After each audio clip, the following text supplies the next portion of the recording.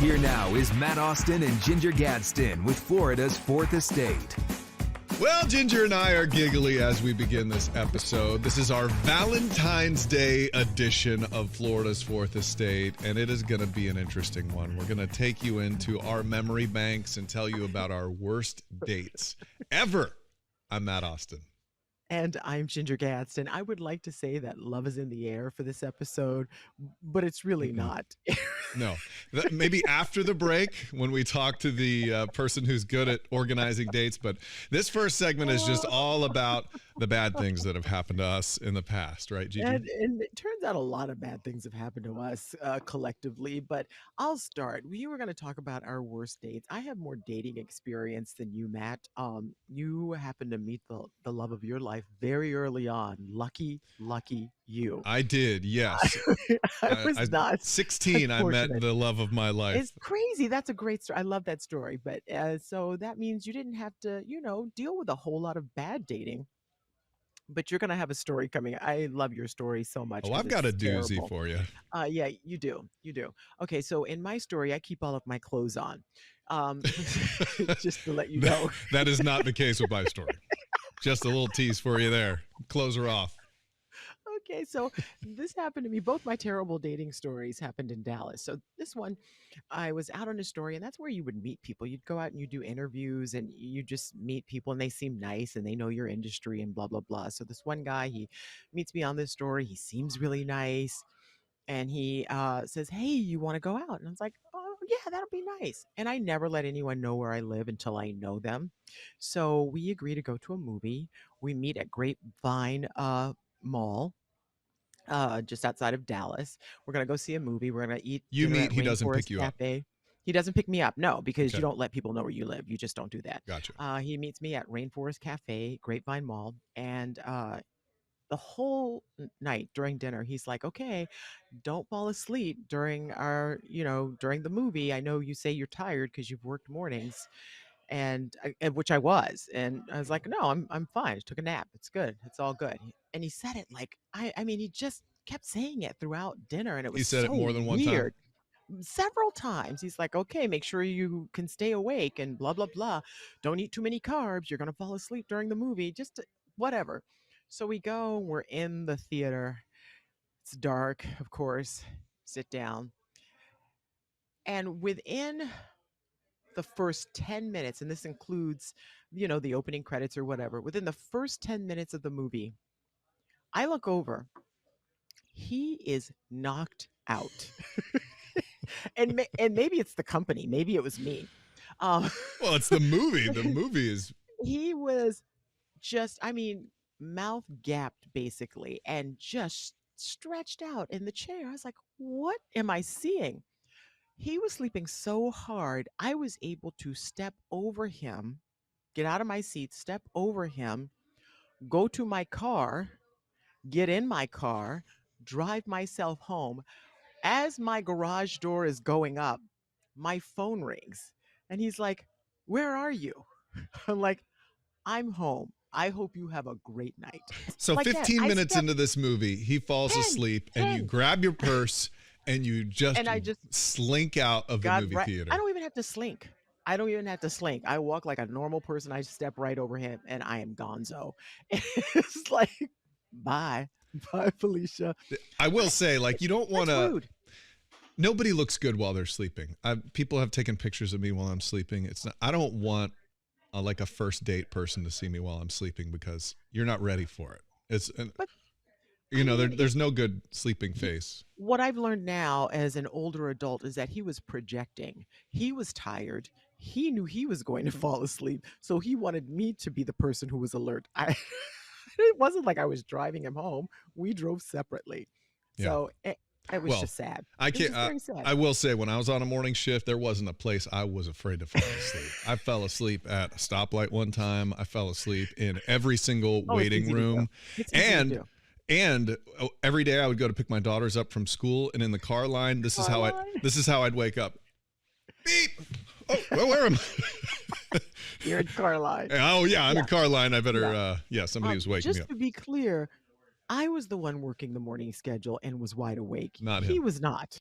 People Those are held some him down. doozies. People I held don't know him if I down. I can keep know. up with these, Gigi. Yeah. Oh, you can, sir. You can. So the Again, reason we I was know wearing these clothes for all my dates. the reason we know these stories about each other is because we're in the green room doing our makeup every day for the last 8 years, and so we know each other's best stories, and so that's how we came up with this episode. So many years ago, I was a college student, and I was dating this really hot chick. Spoiler alert, she's my wife now.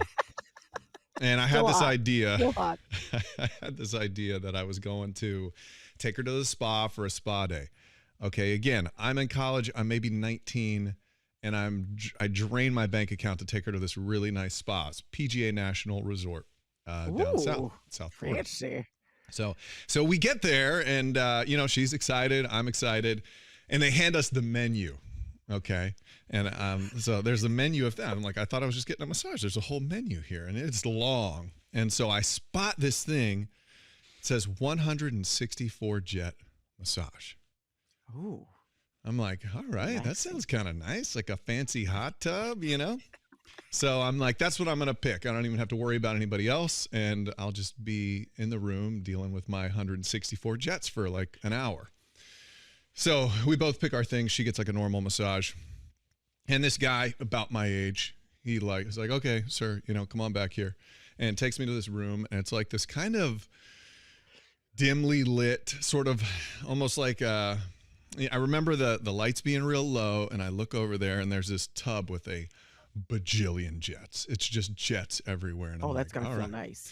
And so me, being a young guy, I hadn't really thought this through, but I was in a robe, kind of like this here. Yeah. And nothing underneath, because I was like, I'm just going to be hanging out in this tub by myself. So just you don't wear clothes in there, right? Use your words carefully. So I'm like, get in there. I'm like, okay, cool. And the guy's like, okay, well, I'll hop in there, and I'll be back in a minute. I was like, okay. I'm not sure why he's going to be back in a minute. Maybe he's going to bring me a drink or something. So he takes off.